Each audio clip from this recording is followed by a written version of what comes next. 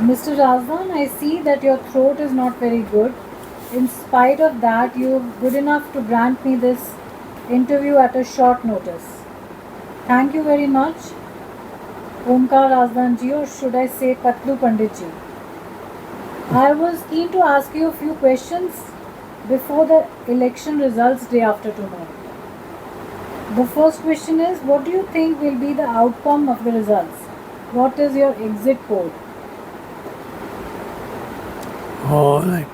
I think you matured into a journalist on social media. In other words, your professional loyalties. Thank you for doing that. Well, nobody knows the results of the actual post counting. So every politician will say, I will win, my party will, my alliance will win. As long as it is democratic election, which is not questioned by impartial population and impartial electorate, it is fine, whatever the results, because everyone has shown signed loyalty for the Constitution of India. Therefore, I was very keen to reply your queries keenly, and I thought I must address you and through you and through YouTube channel to the people who will have time to go through this interview with mine. These days in the media, big names globally are coming. Of course, very few people are bothered about Kashmir in the global context, not in India-Pakistan context. So that was the reason I wanted to speak on Article 370, because Article 317 has been made a bone of contention this time. In all previous elections and previous promises and discourses, it was stated that Article 370 will break the bone of Kashmiris, removal of it. So I thought it is very important to talk about it. And then the results of the election, if a congregation of the parties that have vowed to work for redressal of a grievance and modifying Article 370, if not removing it, to talk about it now is more appropriate. That is why I gave lesser priority to my throat, by the way, which has just gone bad 3 hours ago. While I was talking informally, I was talking to a vibrant middle-aged man at India International Center this evening, and that is why I hope I have precisely addressed specifically your question as to why I am on the air before the results are out. Okay. But Article 370 is settled. Where is the question of dreaming about its revival? Oh, that's a good question. In history, everything is settled at one time or the other. But in a democracy, things are settled and unsettled by the people, provided the democracy is vibrant and the people administer it are honest to themselves and honest to the people of the place where they are elected in elections previously. So, if there are few parties that have promised that they will modify the abrogation of Article 370, then it's better that in a democratic state they are taken for its worth, and their relevance will be obvious after the results are out. Therefore, when I talked informally to my own conscience, I have been living almost on a regular basis on the basis of Darbar since 2010, 2011, and in my own house since 2014, which I have built in 2014 January. It was ready, and by the way, in the company of about 400 Muslim families, most of whom are absolutely loyal to Kashmiriyat, that is coexistence. So therefore, I thought they feel the way it was abrogated, in the same democratic manner it could be brought back if the people want to. Not every time an electorate learns to live peacefully. But my personal knowledge is the war that has been carrying on. By the way, tomorrow is the anniversary of that tragic day in 2023. Today it is 6th of October, or today is 6th October, isn't it? 6th October, yes. 6th of October 2024. On 7th October 2023, Hamas, the non-state actor organization in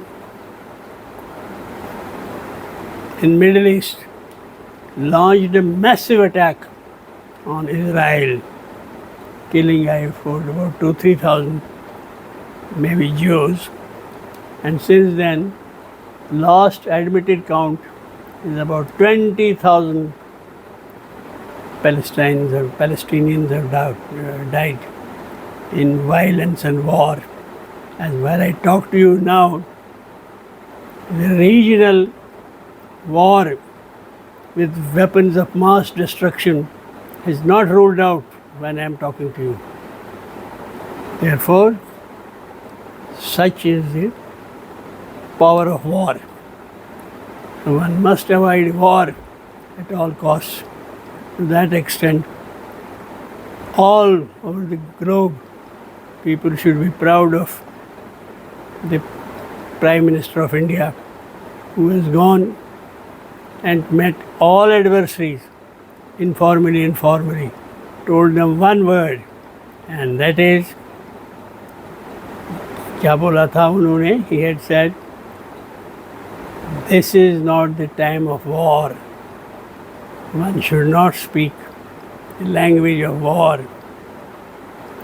And I don't know, some media reported that he said that Israel has not pursued this war. Almost 100% right. It could have been done differently. Although publicly I also aware India is a friend of almost all Arab countries. Only thing is Istanbul declined his offer of aid when Istanbul was struck by a flood or earthquake recently. Therefore, we should pay heed to what people say and have faith in these elections, for which Election Commission has worked very hard, and knowing as I do in Kashmir, no party has been critical of election commission very critically ever since election has been delivered in 3 phases. Therefore, it may be settled. So was Article 370 settled from 1950, I suppose, or so, till 1919, when it was abrogated. So, what will change it is the people of the country, the parliament, the state assembly, and so on and so forth, democratically. At the end of the day, I have personal knowledge that quite a few electorate has noticed the progress Kashmir has made. And nobody can hide it. I have been living there, as I told you, for the last how many years? 14 years. 14. No, 10 10 years. years, Exactly. 10 years. I went into my house just because the floods, and my floods came in. First, in fact, a Muslim neighbor, his name is Mr. Ghulam Rasool Kamal,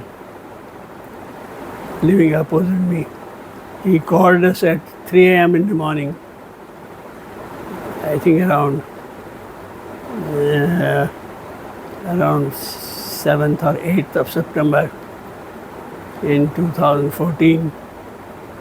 He said, in Kashmiri, he said, Razdan Sahab, aap so rahe hain? I said, yes. I and my wife were there in the ground floor. He said, zara bijli jal rahi hai. Only 2 of us were there. I lit up the light.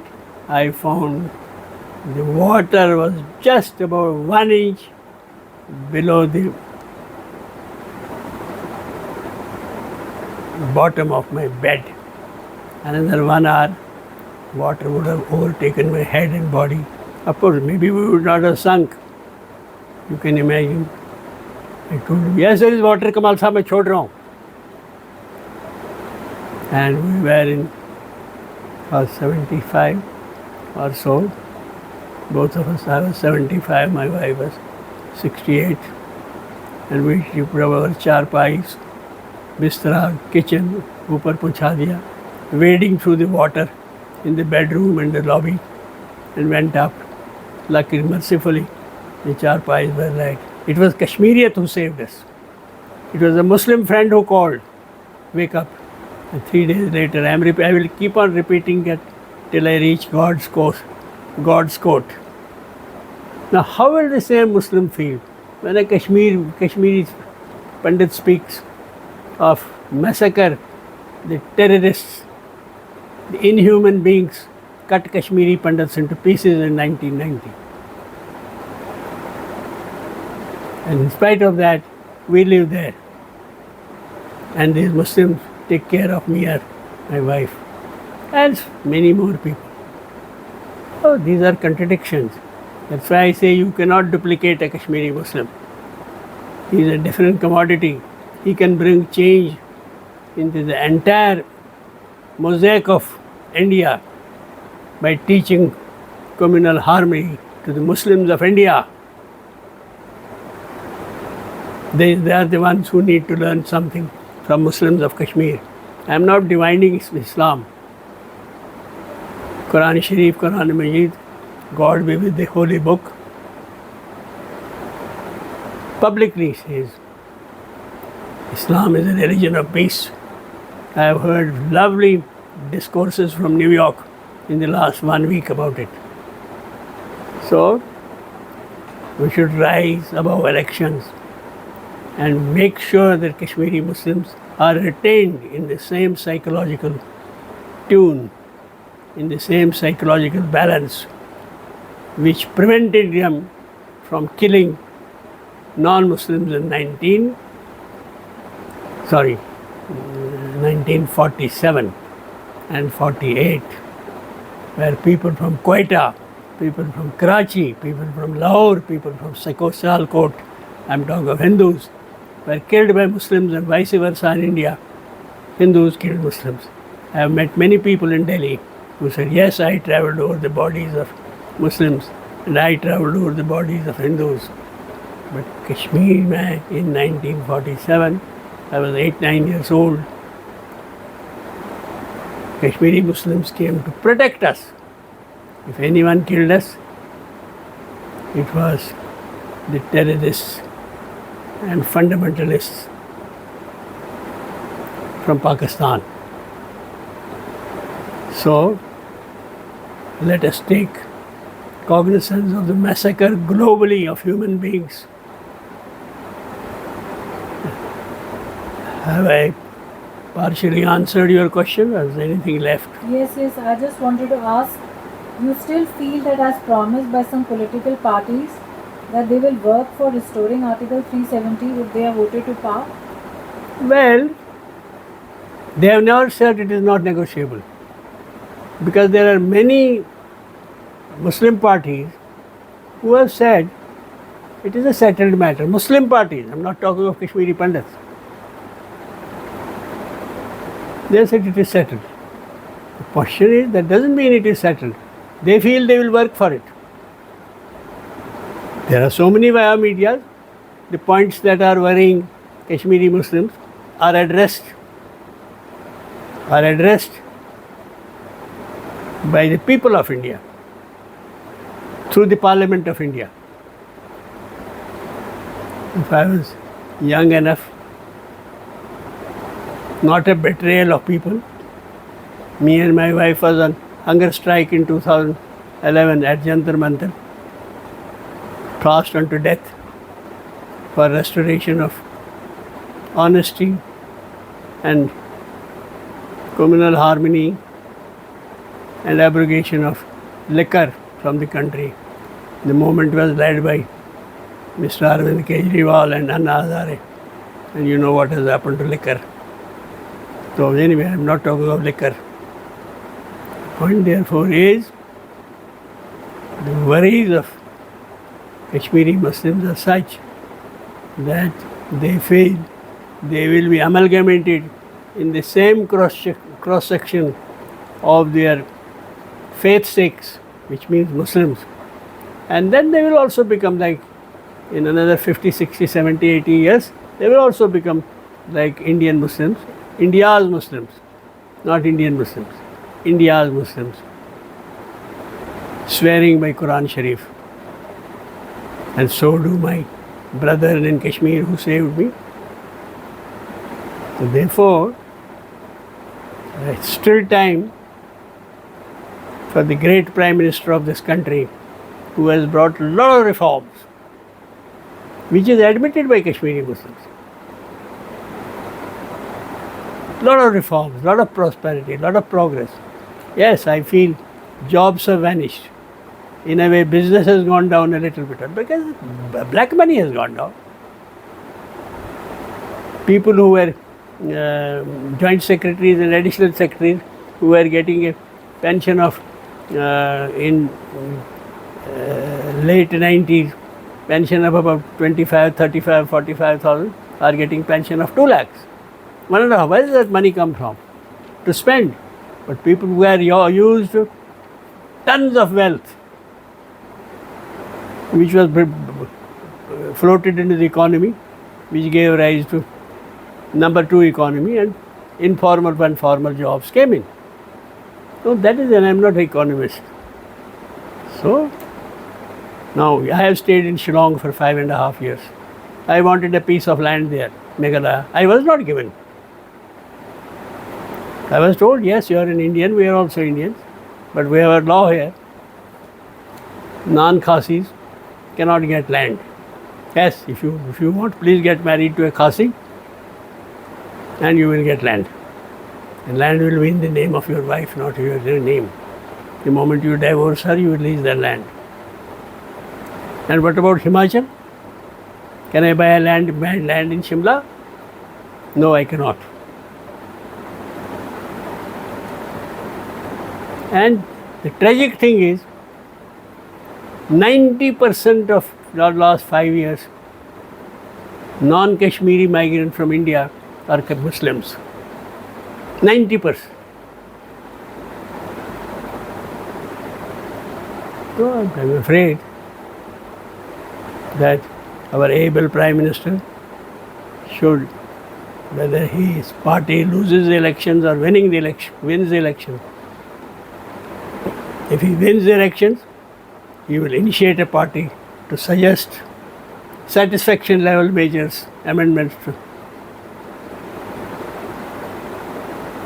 not Article 370 or whatever, to amendments in such a way so that the worries of Kashmiri Muslims are the ones who never killed a mosquito in 1948.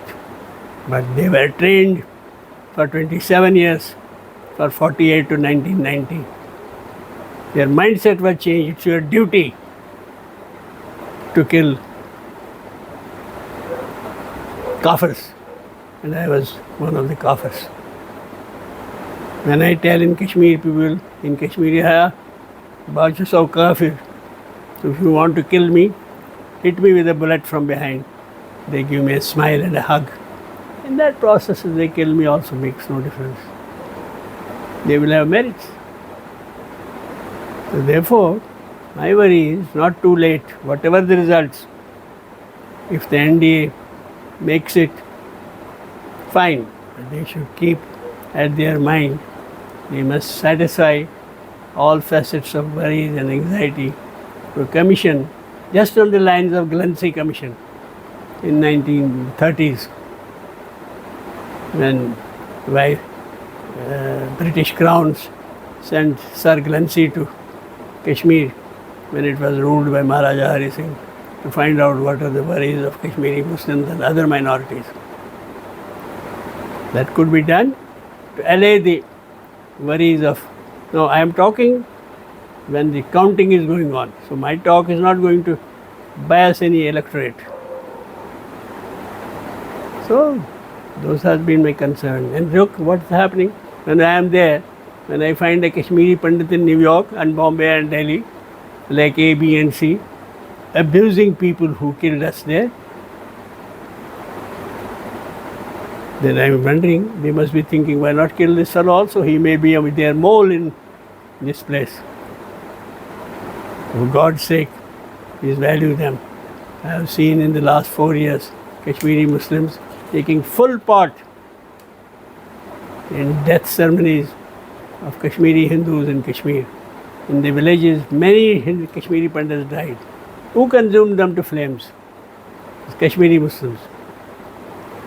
I attended along with my wife, and we were received mourners, 100% of whom were Kashmiri Muslims. 20 kilometers, 15 kilometers from Khanawal. And there are hair-raising stories how Kashmiri Muslims rescued our lives when we were there. What happened in 1990, I am sure the government one day will float a white paper on that and call a spade a spade. So, now I tell you, if you are done with your question. Yeah, my last question is little related to what you have already said. You are a Kashmiri Pandit and you call yourself Patlu Pandit. And you have been always hurt when Pandits living in America, Bombay and Delhi talk very critically of Kashmiri Muslims because of their experience in 1990. So will there be any change in that after the elections? Your opinion carries weight because you have lived with Kashmiri Muslims every year with the exception of this year because of your bad health. All right, yes, it is possible, but one has to work for it. Not that I have to have a constituency, I have to have thinkers thinking on my lines, and there are so many thinkers who are suppressed, who do not speak out. They do not. I myself have been attending conferences in Delhi. I won't name any Kashmiri Pandits who are migrated from there, are living in palaces here, and Of course, they have lost palaces in Kashmir. I used to attend a meeting. They used to say in Kashmiri, "Aao Kashmiriyat tu kalam bardar." But they used to try to, mock me. Kashmiriyat meant that we need to live with Kashmiri Musliman. And if we don't need Kashmir, then why worry about it? We can always come on a visit 30 years hence, 10 years hence. If we are earning in foreign exchange dollars, spend $1,000, $2,000, enjoy Gulmarg, this thing. Those who are associated with that soil, who have got value in that land, the birth of their ancestors, death of their ancestors, consuming to the soil of that place. Shaitpur. I'm harping on the same issue of Tulmul, Kheer Bhavani, Hari Parbat. Hari Parbat has been, Shankaracharya has been changed to Kohe Sulaiman, Islamabad is from Anantnag. These are political slogans. They will automatically die. It takes Muslims themselves will say, maybe now if somebody does not call it Islamabad, he is noted by some informers. He is a Muslim and he is talking of non-Muslim language. Sort him out. I think India inputs to India should be generated truthfully from the feelings of Kashmiris. Interviews also we hear. A lot of Kashmir say this has happened, this has happened, this has happened. But when they see a big moment in India, which they have never seen before, of Hindu fundamentalist slogans, we are also Hindus. Lord Shiva is in my heart. He is my deity. And my father's life was lost at the age of 48 because of the collapse of a bridge in independent India. I have given sacrifice. Within 2 hours after that, my 7-year-old sister died, Rupa Razan, leaving behind 4 children. The youngest was 8 or 10 months old. So we have given also sacrifices in our own. Otherwise, if you permit me to conclude, I am a little tired now. Yes, yes. And now what has happened? What has happened? That I'll tell you a slogan. There was a joke in Kashmir from I was 18 years old roughly in 2016 maybe, and or 2000, no, I was not. I was 20, when was I 18 years 18 old? You calculate. I was 57 and 67. 55, 1955. A little later. So anyway, those days there used to be a slogan, Zujan Vande Hindustanas, Dilchum Pakistanas. That means, oh, I want to give my life for India, Kashmiri slogan. But my heart is with Pakistan. Now the slogan is, Zujan Vande Hindustanas, Dilchum Article 370 Suite. So with this, I conclude, let the people of India, people of Jammu and Kashmir, Kashmiri Pandits, Kashmiri Sikhs, and by the way, Kashmiri Sikhs are a part and parcel of Kashmiriyat. Guru Nanak Dev Ji's descendants, Guru Gobind Singh Ji's descendants, Guru Tegh Bahadur's descendants. So that is it. We must address. Thank you very much. Thank you very much, Mr. Razdan, alias Patlu Pandit, for this short interview, and looking forward. No, it was long enough.